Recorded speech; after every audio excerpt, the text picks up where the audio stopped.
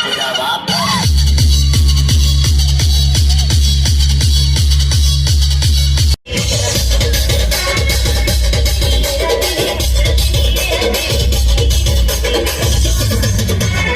आज के setup 6 base, 4 top और 6 HF।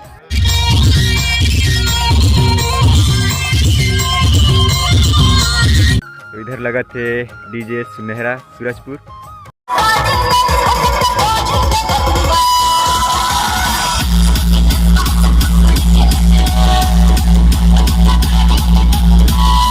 ऊपर में फिर साफी और भी बांध दी 3-4 ठो।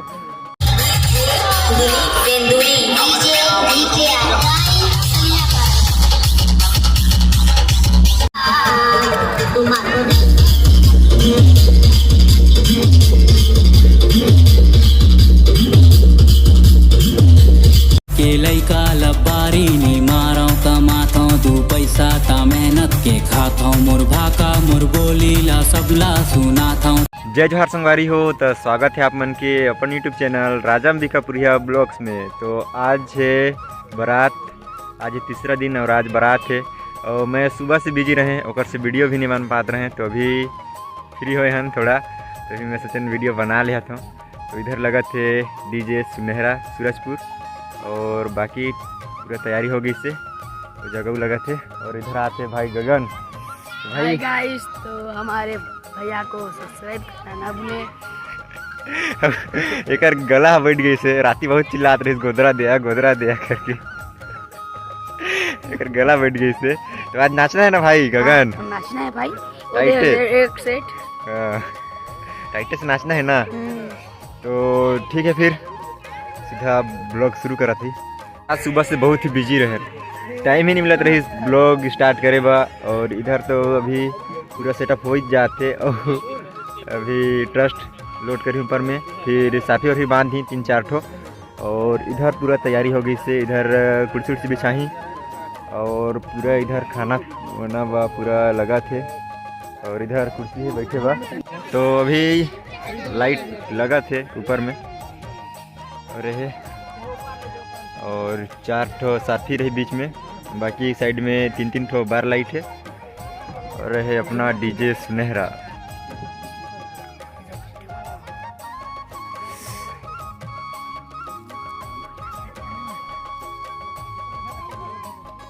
और ये आज के सेटअप 6 बेस, 4 टॉप और 6 HF।